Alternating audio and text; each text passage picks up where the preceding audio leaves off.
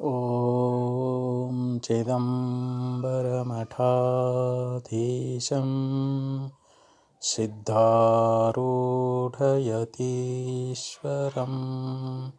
शिष्यप्रशिष्यरूपेण बोधकं गुरुमाश्रये यदङ्घ्रिकमलद्वन्द्वं तापत्रयनिवारणं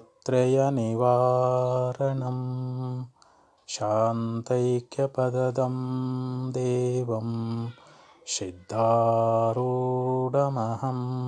भजे सिद्धारूढमहं भजे. ಅದ್ವೈತ ಸಾರ್ವಭೌಮ ಚಕ್ರವರ್ತಿ ಜಗದ್ಗುರು ಸಿದ್ಧಾರೂಢ ಮಹಾಸ್ವಾಮಿಗಳವರ ಪವಿತ್ರ ಚರಣಾರವಿಂದಗಳಲ್ಲಿ ಅನಂತ ಶಿರಸಾಷ್ಟಾಂಗ ಪ್ರಣಾಮವನ್ನು ಸಮರ್ಪಿಸಿ, ಜಗದ್ಗುರು ಶಿವರಾಮವಧೂತರ ಜಗದ್ಗುರು ಭಾರತೀಯಪ್ಪಾಜಿಯವರ ಪವಿತ್ರ ಚರಣಾರವಿಂದಗಳಲ್ಲಿ ಅನಂತ ಶಿರಸಾಷ್ಟಾಂಗ ನಮಸ್ಕಾರವನ್ನು ಸಮರ್ಪಿಸುತ್ತೇನೆ. ಶ್ರೀಮನ್ ನಿಜಗುಣ ಶ್ರೀಗಳವರು ಕೈವಲ್ಯ ಪದ್ಧತಿಯೊಳಗೆ ನೀತಿ ಕ್ರಿಯಾಚರ್ಯ ಸ್ಥಳದಲ್ಲಿ ಬಹು ಸುಂದರವಾಗಿರ್ತಕ್ಕಂಥ ಉಪದೇಶವನ್ನು ಮಾಡ್ತಾ ಇದ್ದಾರೆ.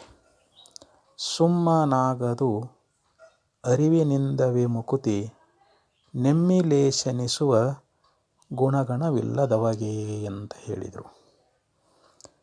ಪೂರ್ವ ಪದ್ಯದೊಳಗೆ ಒಬ್ಬ ಮೋಕ್ಷಾಂಗನೆಯ ಸುಖ ಅನ್ನುವಂಥದ್ದು ನಾವು ಅನುಭವಿಸ್ಬೇಕಾಗಿತ್ತು ಅಂತಂದ್ರೆ ಅದಕ್ಕೆ ಅನೇಕ ಸಾಧನೆಗಳನ್ನು ಮಾಡಬೇಕು ಅಂತ ಹೇಳಿದರು.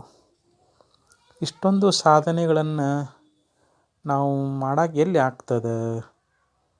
ಇವು ಸಾಧನೆಗಳನ್ನು ಮಾಡಬೇಕಾದ್ರೆ ನಾವು ಭಾಳ ಕಷ್ಟ ಅನುಭವಿಸ್ಬೇಕಾಗ್ತದೆ.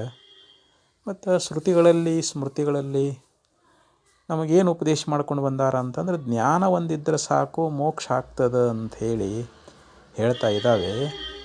ಅದಕ್ಕೆ ಜ್ಞಾನ ಒಂದನ್ನು ಸಂಪಾದನೆ ಮಾಡಿದರೆ ಸಾಕು, ನಮಗೆ ಮೋಕ್ಷಾಂಗನೆಯ ಒಂದು ಸುಖ ಅನ್ನುವಂಥದ್ದು ಸಿಗ್ತದಲ್ಲ ಅಂತ ಯಾರಾದರೂ ಆಕ್ಷೇಪ ಮಾಡಿದರೆ ಈ ಪದ್ಯದೊಳಗೆ ಶ್ರೀಮನ್ ನಿಜಗುಣಶ್ರೀಗಳವರು ಭಾಳ ಸುಂದರವಾಗಿ ಹೇಳ್ತಾರೆ. ನೀನು ಜ್ಞಾನವನ್ನು ಮಾಡಿಕೊಂಡು ಮುಕ್ತನಾಗಬೇಕಾಗಿತ್ತು ಅಂತಂದ್ರೆ ನಿನ್ನೊಳಗೆ ಸದ್ಗುಣಗಳಿರಬೇಕು ಅನ್ನುವಂಥ ವಿಚಾರವನ್ನು ಹೇಳ್ತಾರೆ. ಅರಿವಿನಿಂದವೇ ಮುಕ್ತಿ ಅಂದರೆ ಜ್ಞಾನಾದೇವತು ಕೈವಲ್ಯಂ, ಜ್ಞಾನದಿಂದಲೇ ಮೋಕ್ಷ ಆಗ್ತದೆ ಅಂಥೇಳಿ ಶ್ರುತಿಗಳು ಸ್ಮೃತಿಗಳು ನಮಗೆ ಉಪದೇಶವನ್ನು ಮಾಡ್ತಾ ಇದ್ದಾವೆ. ಅದಕ್ಕೆ ಉಪನಿಷತ್ನಲ್ಲಿ ಕೂಡ ಹೇಳ್ತಾರೆ, ತಮೇತಂ ವಿದಿತ್ವಾ ಅತಿಮೃತ್ಯುಮೇತಿ ನಾಣ್ಯ ಪಂಥ ಅಯನಾಯ ವಿದ್ಯತೆ. ಅಂದರೆ ಜೀವ ಪರಮಾತ್ಮರ ಏಕತ್ವ ಜ್ಞಾನವನ್ನು ನಾವು ಮಾಡಿಕೊಂಡೀವಿ ಅಂತಂದರೆ ಮೃತ್ಯುವಿನಿಂದ ನಾವು ಪಾರಾಗ್ತೀವಿ. ಮೃತ್ಯು ಅನ್ನುವಂಥದ್ದು ನಮ್ಮ ಸಮೀಪದೊಳಗೆ ಬರುವುದಿಲ್ಲ, ನಾವು ಅಮರರಾಗ್ತಾ ಇದ್ದೀವಿ. ಈ ಜ್ಞಾನ ಒಂದೇ ಮೋಕ್ಷವನ್ನು ಹೊಂದಲಿಕ್ಕೆ ನೇರವಾಗಿರ್ತಕ್ಕಂಥ ಮಾರ್ಗ ಅನ್ನುವಂಥದ್ದು. ಇದಕ್ಕೆ ಬೇರೆ ಮಾರ್ಗ ಅನ್ನುವಂಥದ್ದಿಲ್ಲ ಅಂಥೇಳಿ ಹಿಂಗೆ ಉಪನಿಷತ್ನಲ್ಲಿ ನಮಗೆ ಪ್ರಮಾಣ ಅನ್ನುವಂಥದ್ದು. ಈ ಮಾತು ಸತ್ಯ. ಜ್ಞಾನಾದೇವತು ಕೈವಲ್ಯಂ, ಜ್ಞಾನದಿಂದಲೇ ಮೋಕ್ಷ ಆಗ್ತದೆ ಅನ್ನುವಂಥ ಮಾತು ಸತ್ಯದ. ಆದರೆ ಆ ಜ್ಞಾನವನ್ನು ನಾವು ಸಂಪಾದನೆ ಮಾಡಬೇಕಾಗಿತ್ತು ಅಂತಂದರೆ ನಮ್ಮೊಳಗೆ ಸದ್ಗುಣಗಳಿರಬೇಕು ಅಂತ ಹೇಳ್ತಾರೆ.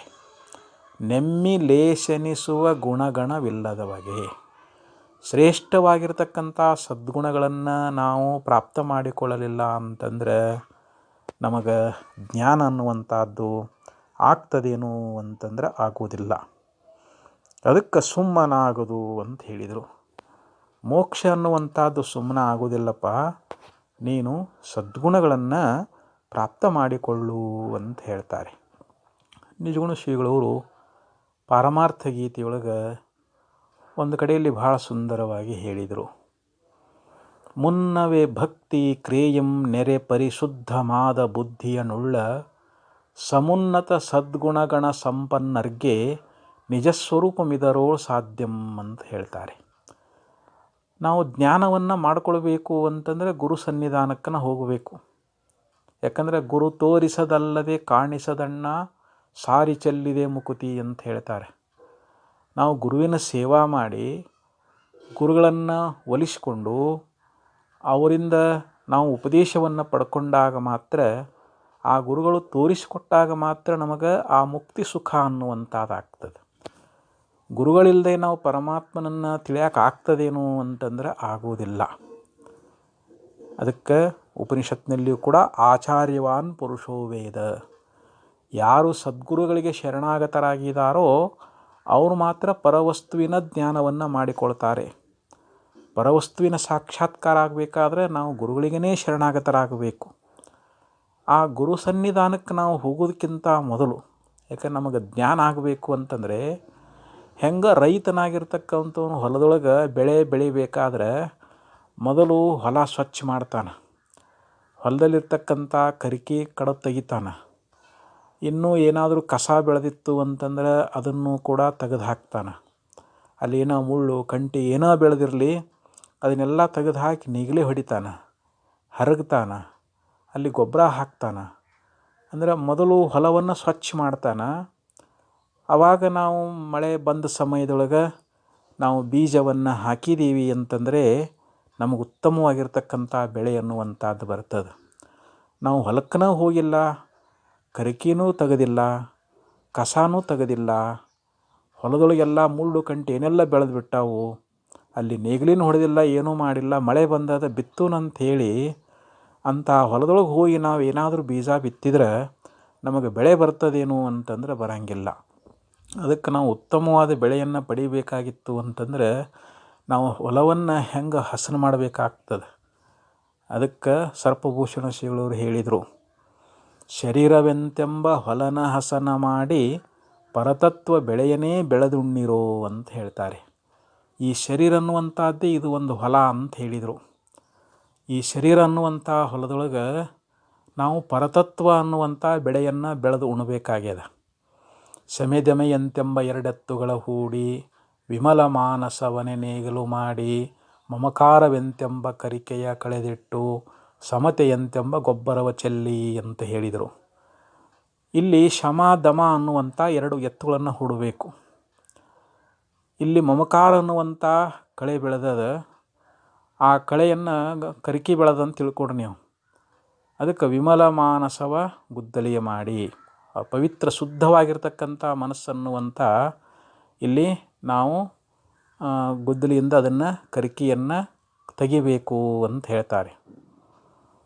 ನೇಗಿಲನೆ ಮಾಡಿ ಅಂತ ಹೇಳ್ತಾರೆ, ಅಥವಾ ಗುದ್ದಲಿ ಅಂತ ಮಾಡಿ ಅಂತ ಹೇಳ್ತಾರೆ.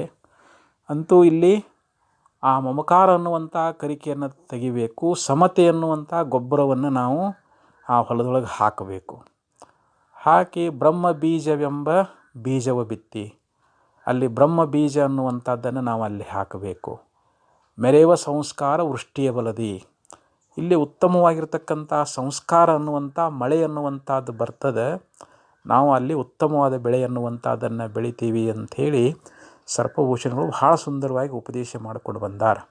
ಹಾಗಿಲ್ಲಿ ಮುನ್ನವೇ ಭಕ್ತಿ ಕ್ರಿಯೆಯಂ ನೆರೆ ಪರಿಶುದ್ಧವಾದ ಬುದ್ಧಿಯನ್ನುಳ್ಳ, ಗುರು ಸನ್ನಿಧಾನಕ್ಕೆ ಹೋಗೋದಕ್ಕಿಂತ ಪೂರ್ವದೊಳಗೆ ಭಕ್ತಿ, ಭಗವಂತನಲ್ಲಿ ಸದ್ಗುರುವಿನಲ್ಲಿ ಶ್ರೇಷ್ಠವಾಗಿರ್ತಕ್ಕಂಥ ಭಕ್ತಿ ಎನ್ನುವಂಥದ್ದನ್ನು ಮಾಡಿ, ಭಕ್ತಿ ಕ್ರಿಯೆಯಂ ನೆರೆ ಪರಿಶುದ್ಧವಾದ ಬುದ್ಧಿಯನ್ನುಳ್ಳ. ಯಾಕಂದ್ರೆ ನಮ್ಮ ಬುದ್ಧಿ ಅನ್ನುವಂಥದ್ದು ಸಂಸಾರದೊಳಗೆ ಅನೇಕ ವಿಧವಾಗಿರತಕ್ಕಂಥ ಅನಿಷ್ಟ ಚಿಂತನೆಗಳಿಂದ ಪಾಪ ಕರ್ಮಗಳಿಂದ ಅದು ಮಲಿನ ಆಗಿರ್ತದೆ. ಆ ಮಲಿನವಾಗಿರ್ತಕ್ಕಂಥ ಬುದ್ಧಿಯನ್ನು ನಾವು ಭಕ್ತಿಯನ್ನು ಮಾಡಿ ಏನು ಮಾಡಬೇಕು, ಅದನ್ನು ಸ್ವಚ್ಛಗೊಳಿಸ್ಬೇಕು. ನಮ್ಮ ಬುದ್ಧಿಲಿರ್ತಕ್ಕಂಥ ಕೊಳೆ ಅನ್ನುವಂಥದ್ದನ್ನು ನಾವು ತೆಗಿಬೇಕಂತಾರೆ. ನಾವು ಪರಮಾತ್ಮಲ್ಲಿ ಭಕ್ತಿ ಮಾಡಿದರೆ ನಮ್ಮಲ್ಲಿರ್ತಕ್ಕಂಥ ಪಾಪಗಳೆಲ್ಲವೂ ನಾಶ ಆಗ್ತವೆ, ನಮ್ಮ ಬುದ್ಧಿ ಶುದ್ಧ ಆಗ್ತದೆ. ಆ ಶುದ್ಧವಾದ ಬುದ್ಧಿಯೊಳಗನ ನಾವು ಭಗವಂತನನ್ನು ಕಾಣಲಿಕ್ಕೆ ಸಾಧ್ಯದ. ದೃಶ್ಯತೆ ತ್ವಗ್ರಯ ಬುದ್ಧಿಯ ಅಂತ ಶ್ರುತಿ ಹೇಳ್ತು. ಯಾರು ಸೂಕ್ಷ್ಮ ಬುದ್ಧಿ ಉಳ್ಳವರದಾರ, ಯಾರ ಬುದ್ಧಿ ಅನ್ನುವಂಥದ್ದು ಪವಿತ್ರದ, ಯಾರ ಬುದ್ಧಿ ಮಂಗಲಗೊಂಡದ, ಅಂಥ ಪವಿತ್ರವಾದ ಶುದ್ಧವಾದ ಬುದ್ಧಿಯೊಳಗನ ನಾವು ಭಗವಂತನ ದರ್ಶನವನ್ನು ಮಾಡ್ಕೊಳ್ತೀವಿ ಅಂತ. ಹೆಂಗೆ ಸ್ವಚ್ಛವಾದ ಕನ್ನಡಿಯೊಳಗೆ ನಮ್ಮ ಮುಖದ ದರ್ಶನ ಆಗ್ತದೋ ಹಾಗೆ ಶುದ್ಧವಾದ ಬುದ್ಧಿಯೊಳಗನ ನಾವು ಆತ್ಮದರ್ಶನ ಮಾಡಿಕೊಳ್ತಾ ಇದ್ದೀವಿ. ಅದಕ್ಕೆ ಇಲ್ಲಿ ಭಕ್ತಿ ಕ್ರಿಯಂ ನೆರೆ ಪರಿಶುದ್ಧವಾದ ಬುದ್ಧಿಯನ್ನುಳ್ಳ ಸಮುನ್ನತ ಸದ್ಗುಣಗಣ ಸಂಪನ್ನರ್ಗೆ, ಯಾರು ಸದ್ಗುಣಗಳನ್ನು ಪ್ರಾಪ್ತ ಮಾಡಿಕೊಂಡಿದ್ದಾರೋ, ಶಮ ಧಮ ಉಪರತಿ ತಿತಿಕ್ಷಾ ಶ್ರದ್ಧಾ ವಿವೇಕಾದಿ ಅನೇಕ ಸದ್ಗುಣಗಳಿಂದ ನಾವು ಕೂಡಿಕೊಂಡಿದ್ದೀವಿ ಅಂತಂದರೆ ನಮ್ಮ ಹೃದಯದೊಳಗೆ ನಾವು ಭಗವಂತನನ್ನು ಕಾಣ್ತೀವಿ. ನಮಗೆ ನಿಜವಾದ ಆತ್ಮದರ್ಶನ ಅನ್ನುವಂಥದ್ದಾಗ್ತದೆ. ನಾವು ಆತ್ಮ ಸಾಕ್ಷಾತ್ಕಾರ ಮಾಡಿಕೊಂಡು ಮುಕ್ತರಾಗಬೇಕಾಗಿತ್ತು ಅಂತಂದರೆ ನಮ್ಮ ಅಂತಃಕರಣವನ್ನು ಪರಿಶುದ್ಧ ಮಾಡಿಕೊಳ್ಬೇಕು. ನಮ್ಮಲ್ಲಿ ಸದ್ಗುಣಗಳು ಪ್ರಾಪ್ತವಾಗಬೇಕು. ಅದಕ್ಕೆ ಸತ್ವ ಸಂಜಾಯತೆ ಜ್ಞಾನಂ ಅಂತ ಭಗವಂತ ಹೇಳಿದ. ಯಾರ ಅಂತಃಕರಣ ಸತ್ವಗುಣದಿಂದ ಕೂಡಿಕೊಂಡದ, ಸತ್ವಗುಣ ಅಂದ್ರೇನು, ಸದ್ಗುಣಗಳಿಂದ ಯಾರ ಅಂತಃಕರಣ ಭರಿತವಾಗೈತೆಯೋ ಅಂತ. ಯಾರ ಅಂತಃಕರಣದ ಸದ್ಗುಣಗಳದಾವು ಅವರು ಭಗವಂತನನ್ನು ದರ್ಶನ ಮಾಡಿಕೊಳ್ತಾರೆ. ಅವರಿಗೆ ಆತ್ಮದರ್ಶನ, ಜೀವ ಪರಮಾತ್ಮರ ಏಕತ್ವ ಜ್ಞಾನವನ್ನು ನಾವು ಪಡ್ಕೊಂಡು ಮುಕ್ತರಾಗಬೇಕಾಗಿತ್ತು ಅಂತಂದರೆ ಮೊದಲು ನಮ್ಮ ಅಂತಃಕರಣವನ್ನು ಪರಿಶುದ್ಧ ಮಾಡಿಕೊಳ್ಬೇಕು ಅಂಥೇಳಿ ನಿಜಗುಣ ಶ್ರೀಗಳವರು ನಿಜ ಸ್ವರೂಪ ಮಿದರೋಳು ಸಾಧ್ಯಂ, ಇಂಥ ಶುದ್ಧ ಅಂತಃಕರಣದೊಳಗೆ ನಮ್ಮ ನಿಜಸ್ವರೂಪದ ಒಂದು ಅನುಭವ ಅನ್ನುವಂಥದ್ದು, ಆ ನಿಜಸ್ವರೂಪದ ಸಾಕ್ಷಾತ್ಕಾರ ಅನ್ನುವಂಥದ್ದನ್ನು ನಾವು ಮಾಡಿಕೊಳ್ಬೇಕಾದ್ರೆ ನಾವು ಮೊದಲ ಗುರು ಸನ್ನಿಧಿಗೆ ಹೋಗೋದಕ್ಕಿಂತ ಮೊದಲನ ನಾವು ಶಮದಮಾದಿ ಸಾಧನೆಗಳಿಂದ ನಾವು ಕೂಡಿಕೊಂಡು ನಮ್ಮ ಅಂತಃಕರಣ ಪರಿಶುದ್ಧ ಮಾಡಿಕೊಂಡು ಹೋದೀವಿ ಅಂತಂದರೆ ಸದ್ಗುರುಗಳು ನಮಗೆ ಯಥಾರ್ಥವಾದ ಜ್ಞಾನ ಬೋಧ ಮಾಡ್ತಾರೆ. ಆ ಜ್ಞಾನದಿಂದ ನಮಗೆ ಮೋಕ್ಷ ಅನ್ನುವಂಥದ್ದಾಗ್ತದೆ, ಪರಬ್ರಹ್ಮದ ಸಾಕ್ಷಾತ್ಕಾರವನ್ನು ಪಡಿತೀವಿ ಅಂತ ತಿಳ್ಕೊಂಡು ನಿಜಗುಣ ಶ್ರೀಗಳವರು ಬಹು ಸುಂದರವಾಗಿ ನಮಗೆ ಉಪದೇಶವನ್ನು ಮಾಡ್ತಾ ಇದ್ದಾರೆ. ಅದಕ್ಕಿಲ್ಲಿ ಸದ್ಗುಣಗಳು ಬೇಕು ಅಂತ ಹೇಳಿದರು. ಲೋಕದೊಳಗೂ ಕೂಡ ಯಾವನು ಸದ್ಗುಣ ಸಂಪನ್ನನಾಗಿದ್ದಾನೆಯೋ ಆ ಸದ್ಗುಣ ಯುಕ್ತನಾಗಿರ್ತಕ್ಕಂಥ ವ್ಯಕ್ತಿಗೆ ಗೌರವವನ್ನು ಪಡೀತಾ ಇದ್ದಾನೆ. ಅವನು ಲೋಕದೊಳಗೆ ಕೀರ್ತಿವಂತನಾಗ್ತಾ ಇದ್ದಾನೆ. ಅವನಿಗೆ ಎಲ್ಲಿ ಹೋದರೂ ಮರ್ಯಾದೆ ಸಿಗಬೇಕಾಗಿತ್ತು ಅಂತಂದರೆ ಅವನಲ್ಲಿ ಒಳ್ಳೆಯ ಗುಣಗಳಿರಬೇಕು. ಒಳ್ಳೆಯ ಗುಣಗಳಿದ್ದು ಅಂತಂದರೆ ಅವನು ಲೋಕದೊಳಗೆ ಕೀರ್ತಿವಂತನಾಗ್ತಾ ಇದ್ದಾನೆ. ಅದಕ್ಕೆ ಇಲ್ಲಿ ನೀತಿಕಾರ ಏನು ಹೇಳ್ಕೊಂಡು ಬರ್ತಾ ಇದ್ದಾನೆ ಅಂತಂದರೆ, ಗುಣೇಶು ಯತ್ನಃ ಪುರುಷೇಣ ಕಾರ್ಯ ನ ಕಿಂಚಿತ್ ಅಪ್ರಾಪ್ಯ ತಮಂ ಗುಣಾನಾಂ ಗುಣಪ್ರಕರ್ಷಾತ್ ಉಡುಪೇನ ಶಂಭೋ ಉಲ್ಲಂಘಿತ ಮುತ್ತಮಾಂಗಂ ಅಂಥೇಳಿ ನೀತಿಕಾರ ಒಂದು ಶ್ಲೋಕದೊಳಗೆ ಹೇಳಿಕೊಂಡು ಬಂದ. ಮನುಷ್ಯನಾಗಿರ್ತಕ್ಕಂಥವನು ಗುಣಗಳನ್ನು ಸಂಪಾದನೆ ಮಾಡುವುದರಲ್ಲಿ ಪ್ರಯತ್ನವನ್ನು ಮಾಡಬೇಕು ಅಂತ ಹೇಳ್ತಾರೆ. ಯಾಕೆಂದರೆ ಸದ್ಗುಣಗಳಿಂದ ನಾವು ಹೊಂದದೇ ಇರತಕ್ಕಂಥದ್ದು ಯಾವುದೂ ಇಲ್ಲ. ನಮ್ಮಲ್ಲಿ ಸದ್ಗುಣಗಳಿದ್ದರೆ ನಾವು ಏನೆಲ್ಲ ಸಂಪಾದನೆ ಮಾಡ್ಬೋದು ಅಂತ. ನಮಗೆ ಅಪ್ರಾಪ್ಯವಾಗಿರ್ತಕ್ಕಂಥದ್ದು ಯಾವುದಾದ್ರೂ ಅದೇನು ಅಂತಂದರೆ ಇಲ್ಲ ಅಂತ ಹೇಳ್ತಾ ಇದ್ದಾರೆ. ಅದಕ್ಕೆ ಈ ಚಂದ್ರನಲ್ಲಿರ್ತಕ್ಕಂಥ ಒಳ್ಳೆಯ ತೇಜಸ್ಸು ಮೊದಲಾಗಿರ್ತಕ್ಕಂಥ ಒಳ್ಳೆಯ ಗುಣಗಳಿಂದ ಅವನು ಪರಮಾತ್ಮನ ಒಂದು ಶಿರಸ್ಸಿನೊಳಗೆ ಧರಿಸಲ್ಪಟ್ಟ. ಭಗವಂತ ಚಂದ್ರನನ್ನು ತನ್ನ ತಲೆಯೊಳಗೆ ಧಾರಣ ಮಾಡಬೇಕಾಗಿತ್ತು ಅಂತಂದರೆ ಅವನಲ್ಲಿರ್ತಕ್ಕಂಥ ಹೊಳಪು ಮೊದಲಾಗಿರ್ತಕ್ಕಂಥ ಒಳ್ಳೆಯ ಗುಣಗಳಿಂದ ಅವನು ಪರಮಾತ್ಮನ ತಲೆಯೊಳಗನ ಆಶ್ರಯವನ್ನು ಪಡ್ಕೊಂಡ. ಹಾಗೆ ಇಲ್ಲಿ ನಮ್ಮಲ್ಲಿರ್ತಕ್ಕಂಥ ಒಂದು ಸದ್ಗುಣಗಳು ಅಂತ ಏನದಾವು, ಆ ಸದ್ಗುಣ ನಾವು ಪ್ರಾಪ್ತ ಮಾಡ್ಕೊಂಡೀವಿ ಅಂತಂದರೆ ನಮಗೆ ಅಂಥ ಶ್ರೇಷ್ಠವಾಗಿರ್ತಕ್ಕಂಥ ಒಂದು ಕೀರ್ತಿ ಗೌರವವನ್ನು ನಾವು ಪಡಿತೀವಿ ಅಂತ ನಿಜಗುಣಶೀಲವರು ಈ ಪದ್ಯದಲ್ಲಿ ಬಹಳ ಸುಂದರವಾಗಿ ಹೇಳ್ತಾ ಇದ್ದಾರೆ. ಗುಣಾ ಸರ್ವತ್ರ ಪೂಜ್ಯಂತೆ ಪಿತೃವಂಶ ನಿರರ್ಥಕಃ ವಾಸುದೇವಂ ನಮಸ್ಯಂತಿ ವಸುದೇವಂ ನ ಮಾನವಾಹ. ಸುಭಾಷಿತಕಾರ ಒಂದು ಶ್ಲೋಕದೊಳಗೆ ಹೇಳ್ತಾ ಇದ್ದಾನೆ, ಗುಣಾ ಸರ್ವತ್ರ ಪೂಜ್ಯಂತೆ, ಲೋಕದೊಳಗೆ ಒಳ್ಳೆಯ ಗುಣಗಳಿಗೆ ಪೂಜ್ಯತೆ ಎನ್ನುವಂಥದ್ದು ಅದ ಅಂತ ಹೇಳ್ತಾ ಇದ್ದಾರೆ. ಈಗ ನಾವು ಹುಟ್ಟಿರತಕ್ಕಂಥ ಕುಲಕ್ಕಿಂತಲೂ ನಮ್ಮೊಳಗೆ ಒಳ್ಳೆಯ ಸದ್ಗುಣಗಳಿರಬೇಕು. ನಾವು ಯಾವ ತಂದೆಯಿಂದ ಜನ್ಮ ತಾಳಿದ್ದೇವೆ ಅನ್ನೋದು ಮುಖ್ಯವಲ್ಲ. ಈಗ ಶ್ರೀಕೃಷ್ಣ ಭಗವಂತ ಲೋಕದೊಳಗೆ ಅವನನ್ನು ನಾವು ಪೂಜಿಸ್ತಾ ಇದ್ದೀವಿ, ಅವನಿಗೆ ನಮಸ್ಕಾರ ಮಾಡ್ತೀವಿ, ಅವನ ಸ್ತೋತ್ರವನ್ನು ಮಾಡ್ತೀವಿ. ಆದರೆ ಅವನಿಗೆ ಜನ್ಮ ಕೊಟ್ಟಿರ್ತಕ್ಕಂಥ ವಸುದೇವನನ್ನು ನಾವು ಧ್ಯಾನ ಮಾಡ್ತೀವಿ, ಪೂಜಾ ಮಾಡ್ತೀವೇನೋ ಅಂತಂದರೆ ಇಲ್ಲ. ಜನ್ಮ ಕೊಟ್ಟರೂ ಕೂಡ ವಸುದೇವನನ್ನು ಯಾರೂ ಪೂಜಿಸುವುದಿಲ್ಲ. ವಾಸುದೇವಂ ನಮಸ್ಯಂತಿ ವಸುದೇವಂ ನ ಮಾನವಾಹ ಅಂತ ಹೇಳ್ತಾ ಇದ್ದಾರೆ. ವಾಸುದೇವ ಅಂದರೆ ಶ್ರೀಕೃಷ್ಣ ಪರಮಾತ್ಮ.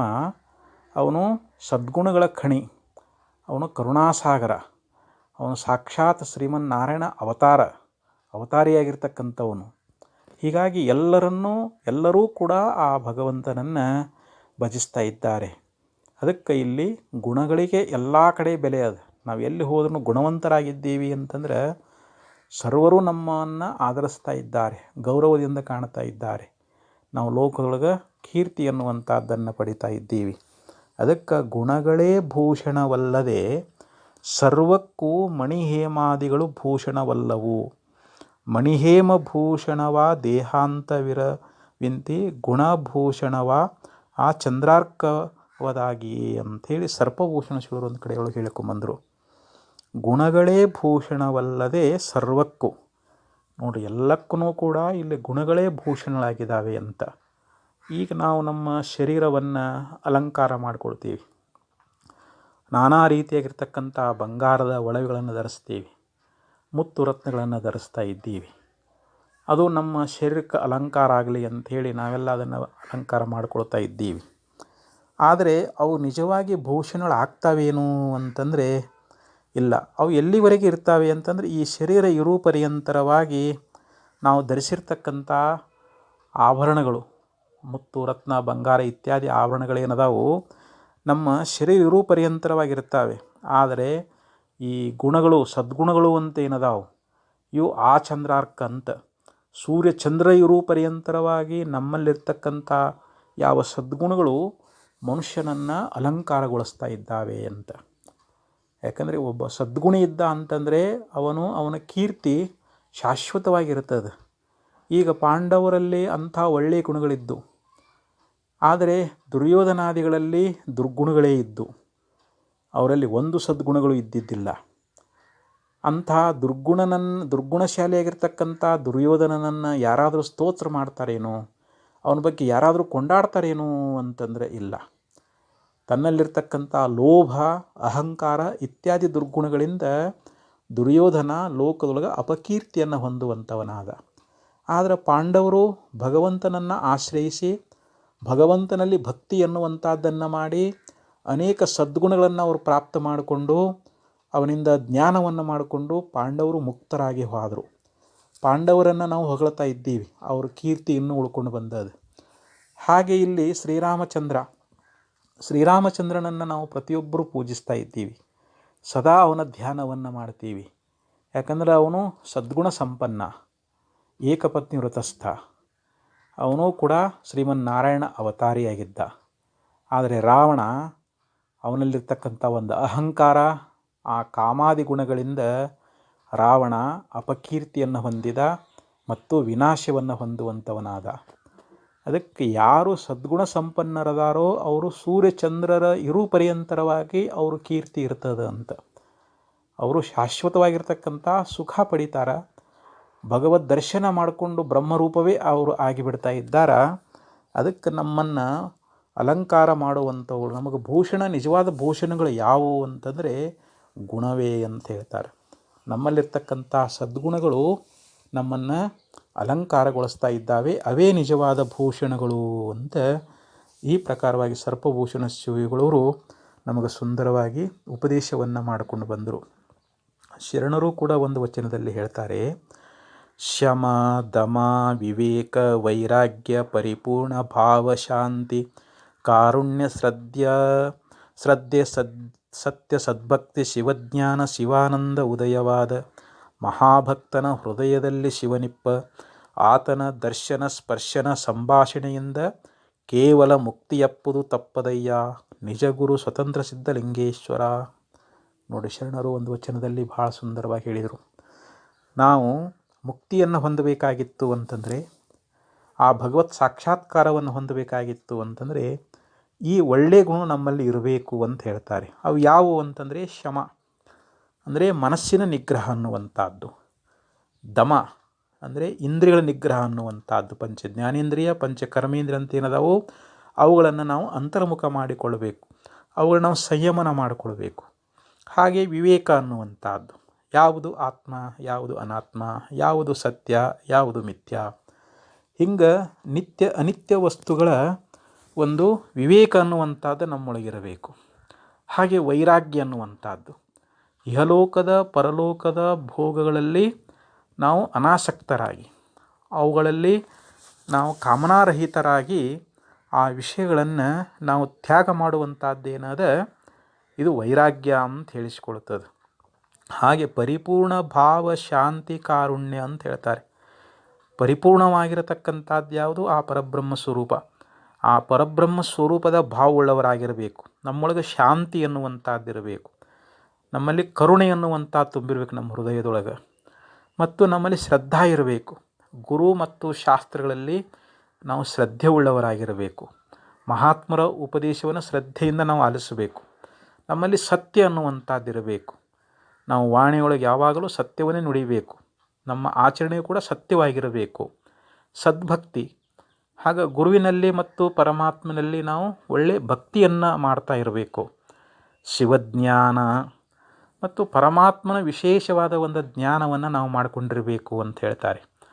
ಆ ನಿಜವಾದ ಪರತತ್ವ ಯಾವುದು ಅನ್ನುವಂಥ ಜ್ಞಾನ ನಮಗೆ ಆಗಿರಬೇಕು. ಶಿವಾನಂದ ಉದಯವಾದ ಮಹಾಭಕ್ತನ ಹೃದಯದಲ್ಲಿ ಅಂತ ಹೇಳ್ತಾರೆ. ಯಾರ ಹೃದಯದೊಳಗೆ ಒಂದು ಶಿವಾನಂದ, ಪರಮಾತ್ಮನ ಸಾಕ್ಷಾತ್ಕಾರವನ್ನು ಹೊಂದಿ ದಿವ್ಯವಾಗಿರ್ತಕ್ಕಂಥ ಆನಂದವನ್ನು ಯಾವನು ಪ್ರಾಪ್ತ ಮಾಡಿಕೊಂಡಿದ್ದಾನೆಯೋ ಅಂಥ ಮಹಾಭಕ್ತನ ಹೃದಯದೊಳಗೆ ಶಿವನಿಪ್ಪ ಅಂತ ಹೇಳ್ತಾರೆ. ಅಂಥ ಮಹಾಜ್ಞಾನಿ, ಮಹಾಸದ್ಭಕ್ತ ಯಾವದಾನ ಅವನ ಹೃದಯದೊಳಗೆ ಸದಾ ಭಗವಂತ ನೆಲೆಸಿರ್ತಾ ಇದ್ದಾನೆ. ಆತನ ದರ್ಶನ ಮತ್ತು ಸ್ಪರ್ಶನ ಸಂಭಾಷಣೆಯಿಂದ ನಮಗೆ ಕೇವಲ ಮುಕ್ತಿ ಎನ್ನುವಂಥದ್ದಾಗ್ತದೆ. ಇದು ಸತ್ಯವಾಗಿರ್ತಕ್ಕಂಥ ಮಾತು ಅಂತ ಹೇಳ್ತಾ ಇದ್ದಾರೆ. ಅದು ಯಾವ ಕಾಲಕ್ಕೂ ತಪ್ಪಂಗಿಲ್ಲ ಅಂತ ಆತ ಮಹಾತ್ಮನ ಅಂಥ ದಿವ್ಯ ಜ್ಞಾನಿಯ ನಾವು ದರ್ಶನ ಮಾಡಿಕೊಂಡ್ರೆ ಸಾಕು. ಅವನ ಸ್ಪರ್ಶನ ಅನ್ನುವಂಥದ್ದಾದರೆ, ಅವನ ಉಪದೇಶಾಮೃತವನ್ನು ನಾವು ಕೇಳಿದ್ದೀವಿ ಅಂತಂದರೆ ನಮಗೆ ಕೇವಲ ಮುಕ್ತಿ ಅನ್ನುವಂಥದ್ದಾಗ್ತದೆ ಅಂಥೇಳಿ ಶರಣರು ಕೂಡ ವಚನದೊಳಗೆ ಬಹು ಸುಂದರವಾಗಿ ನಮಗೆ ಉಪದೇಶ ಅನ್ನುವಂಥದ್ದನ್ನು ಮಾಡ್ಕೊಂಡು ಬಂದಿದ್ದಾರೆ. ಅದಕ್ಕೆ ನಾವು ಇಲ್ಲಿ ಸದ್ಗುಣಗಳನ್ನು ಪ್ರಾಪ್ತ ಮಾಡಿಕೊಳ್ಳಲಿಕ್ಕೆ ಸದಾ ಪ್ರಯತ್ನ ಅನ್ನುವಂಥದ್ದನ್ನು ಮಾಡಬೇಕು ಅಂತ ಹೇಳಿದರು. ಗುಣ ಪೂಜಾಸ್ಥಾನಂ ಗುಣಿಸು ನಚಲಿಂಗಂ ನಚ ವಯಃ ಅಂತ ಹೇಳಿದರು. ಇಲ್ಲಿ ಪೂಜಾಸ್ಥಾನ ಯಾವುದು ಅಂದರೆ ಗುಣ. ನಾವು ಪೂಜ್ಯ ಭಾವವನ್ನು ಎಲ್ಲಿ ತೋರಿಸ್ತೀವಿ ಅಂತಂದರೆ ಗುಣಗಳಿಗೆ. ಒಳ್ಳೆಯ ಗುಣಗಳಿದ್ದರೆ ಮಾತ್ರ ನಾವು ಅಲ್ಲಿ ಪೂಜ್ಯ ಭಾವದಿಂದ ನೋಡ್ತಾ ಇದ್ದೇವೆ. ನಾವು ಗುಣಿಗಳಲ್ಲಿ ಗುಣ ಅನ್ನುವಂಥದ್ದನ್ನು ನೋಡ್ತಾ ಇದ್ದೀವಿ. ನಚಲಿಂಗಂ ನಚ ವಯಃ, ಅಲ್ಲಿ ಪುರುಷನೋ ಅಥವಾ ಸ್ತ್ರೀಯೋ ಅಥವಾ ಬಾಲಕನೋ ದೊಡ್ಡವನೋ ಯೌವನಸ್ಥನೋ, ಇಲ್ಲಿ ನಾವು ವಯಸ್ಸನ್ನು ನೋಡುವುದಿಲ್ಲ, ಹಾಗೂ ಸ್ತ್ರೀಲಿಂಗ ಪುರುಷಲಿಂಗ ಅಂತ ಅದನ್ನು ನೋಡೋಂಗಿಲ್ಲ. ನಾವು ಆ ಮನುಷ್ಯನಲ್ಲಿ ಒಳ್ಳೆಯ ಗುಣಗಳಿದಾವೋ ಇಲ್ಲೋ ಅಂತ ನೋಡ್ತೀವಿ. ಆ ಸದ್ಗುಣ ಸಂಪನ್ನನಾಗಿದ್ದ ಅಂತಂದರೆ ಅವೇ ಇಲ್ಲಿ ನಿಜವಾದ ಪೂಜ್ಯವಾಗಿರ್ತಕ್ಕಂಥ ಸ್ಥಾನವನ್ನು ಪಡೀತಾ ಇದ್ದಾವೆ ಅಂಥೇಳಿ ನೀತಿಕಾರ ಬಹು ಸುಂದರವಾಗಿ ಹೇಳ್ಕೊಂಡು ಬಂದ. ಅದಕ್ಕೆ ಹೇಳ್ತಾರೆ, ನರಸ್ಯ ಆಭರಣಂ ರೂಪಂ, ರೂಪಸ್ಯ ಆಭರಣಂ ಗುಣಃ, ಗುಣಸ್ಯ ಆಭರಣಂ ಜ್ಞಾನಂ, ಜ್ಞಾನಸ್ಯ ಆಭರಣಂ ಕ್ಷಮ ಅಂತ ಹೇಳಿದರು. ಮನುಷ್ಯನಿಗೆ ನಿಜವಾದ ಆಭರಣ ಯಾವುದು ಅಂತಂದರೆ ರೂಪ ಅಂತ ಹೇಳ್ತಾರೆ. ನಮ್ಮ ಶರೀರ ಸುಂದರವಾಗಿತ್ತು ಅಂತಂದರೆ ಅದು ಜೀವನಿಗೆ ಅದು ಭೂಷಣ ಅಂತ ಹೇಳಿಸ್ಕೊಳ್ತದೆ. ರೂಪಸ್ಯ ಆಭರಣಂ ಗುಣಃ, ಆ ರೂಪಕ್ಕೆ ಯಾವುದಪ್ಪ ಆಭರಣ? ಶರೀರ ಏನೋ ಸುಂದರ ಅದ, ಒಳ್ಳೆಯ ರೂಪವಂತನಾಗಿದ್ದಾನೆ. ಆ ರೂಪಕ್ಕೆ ನಮಗೆ ನಿಜವಾದ ಆಭರಣ ಯಾವುದು ಅಂತಂದರೆ ಗುಣ ಅಂತ ಹೇಳಿದರು. ಅವನಲ್ಲಿ ಒಳ್ಳೆಯ ಗುಣ ಇರಬೇಕು ಅಂತ. ಸುಂದರವಾದ ಶರೀರ ಇರಬೇಕು, ಅಷ್ಟೇ ಅವನಲ್ಲಿ ಒಳ್ಳೆಯ ಗುಣಗಳಿದ್ದು ಅಂತಂದ್ರೆ ಅದು ಭೂಷಣ ಆಗ್ತದೆ. ಗುಣಸ್ಯ ಆಭರಣಂ ಜ್ಞಾನಂ, ಗುಣವಂತನದಾನ ಆದರೆ ಅವಿವೇಕಿ ಅಜ್ಞಾನಿ ಅದಾನಂದ್ರೂ ಕೂಡ ಅವನು ಪೂಜ್ಯನಾಗುವುದಿಲ್ಲ. ಅವನಿಗೆ ಜ್ಞಾನ ಅನ್ನುವಂಥದ್ದಿರಬೇಕು. ಯಾವ ಗುಣಕ್ಕೆ ಭೂಷಣ ಯಾವುದು ಅಂತಂದರೆ ಜ್ಞಾನ. ಜ್ಞಾನಸ್ಯ ಆಭರಣಂ ಕ್ಷಮ. ಈಗ ಜ್ಞಾನ ಆಗ್ಯದ, ಅವನಲ್ಲಿ ಕ್ಷಮಾಗುಣ ಇರಲಿಲ್ಲ ಅಂತಂದರೆ ಅದು ಕೂಡ ಭೂಷಣ ಅಲ್ಲ ಅಂತ ನೀತಿಕಾರ ಬಹು ಸುಂದರವಾಗಿ ಹೇಳ್ತಾ ಇದ್ದಾನೆ. ಅದಕ್ಕೆ ನಾವು ಸದ್ಗುಣಗಳನ್ನು ಪ್ರಾಪ್ತ ಮಾಡ್ಕೊಂಡೀವಿ ಅಂತಂದರೆ ನಮಗೆ ಈ ಲೋಕದೊಳಗೆ ಸುಖ ಅನ್ನುವಂಥದ್ದು ನಮಗೆ ಪ್ರಾಪ್ತವಾಗ್ತದೆ ಅಂಥೇಳಿ ಭಾಳ ಸುಂದರವಾಗಿ ಹೇಳ್ಕೊಂಡು ಬರ್ತಾ ಇದ್ದಾರೆ. ಭಗವದ್ಗೀತೆಯೊಳಗೆ ಭಗವಂತನೂ ಕೂಡ ಒಂದು ಶ್ಲೋಕದಲ್ಲಿ ಸುಂದರವಾಗಿ ಹೇಳ್ತಾನೆ, ದೈವೀ ಸಂಪದ್ ವಿಮೋಕ್ಷಾಯ ನಿಬಂಧಾಯ ಸುರಿಮಥ ಅಂತ ಹೇಳಿದ. ನಾವು ದೈವೀ ಸಂಪತ್ತು ಗುಣಗಳಿಂದ ಕೂಡಿಕೊಂಡೀವಿ ಅಂತಂದರೆ ಅದರಿಂದ ನಮಗೆ ಲೋಕದೊಳಗೆ ಒಂದು ಮೋಕ್ಷ ಅನ್ನುವಂಥದ್ದಾಗ್ತದೆ ದೈವೀ ಸಂಪತ್ತು ಗುಣಗಳಿಂದ. ಅದೇ ಆಸುರಿ ಗುಣಗಳಿಂದ ನಾವು ಕೂಡ್ಕೊಂಡೀವಿ ಅಂತಂದರೆ ಅವು ನಮಗೆ ಬಂಧನವನ್ನು ಉಂಟು ಮಾಡ್ತಾ ಇದ್ದಾವೆ. ನಮ್ಮೊಳಗೆ ಆಸುರಿ ಗುಣಗಳದಾವು, ದೈವೀ ಸಂಪತ್ತು ಗುಣಗಳು ಅಂತದಾವು. ದೈವೀ ಸಂಪತ್ತು ಗುಣಗಳು ನಮ್ಮನ್ನು ಈ ಭವಸಾಗರದಿಂದ ಬಿಡುಗಡೆಗೊಳಿಸ್ತಾ ಇದ್ದಾವೆ. ನಮಗೆ ಭಗವಂತನ ಸಾಕ್ಷಾತ್ಕಾರಕ್ಕೆ ಅವು ಸಾಧನೀಭೂತ ಆಗ್ತಾ ಇದ್ದಾವೆ. ಅಲ್ಲಿ ಅಭಯಂ ಸತ್ವ ಸಂಶುದ್ಧಿ ಜ್ಞಾನಯೋಗ ವ್ಯವಸ್ಥಿತಿ ಅನ್ನುವಂಥ ಮಾತಿನಿಂದ ಸದ್ಗುಣಗಳನ್ನು ಭಗವಂತ ಅಲ್ಲಿ ಉಪದೇಶ ಮಾಡಿಕೊಂಡು ಬಂದಾನ. ಮತ್ತು ಆಸುರಿ ಗುಣ ದಂಭೋ ದರ್ಪೋಭಿಮಾನಶ್ಚ ಕ್ರೋಧ ಪಾರುಷ್ಯಮೇವ ಚ ಅಂಥೇಳಿ ಅಲ್ಲಿ ಆಸುರಿಗಳನ್ನು ಕೂಡ ಹೇಳ್ಕೊಂಡು ಬಂದಾನ. ದಂಭ ದರ್ಪ ಕ್ರೋಧ ಅಭಿಮಾನ ಇವೆಲ್ಲ ಆಸುರಿ ಗುಣಗಳು ಅಂತ ಹೇಳಿಸ್ಕೊಳ್ತಾ ಇದ್ದಾವೆ. ಆಸುರಿ ಗುಣಗಳಿಂದ ನಮಗೆ ಜನ್ಮ ಪ್ರಾಪ್ತಿಯಾಗ್ತದೆ, ಸಂಸಾರ ಬಂಧನದೊಳಗೆ ನಾವು ಬೀಳಬೇಕಾಗ್ತದೆ.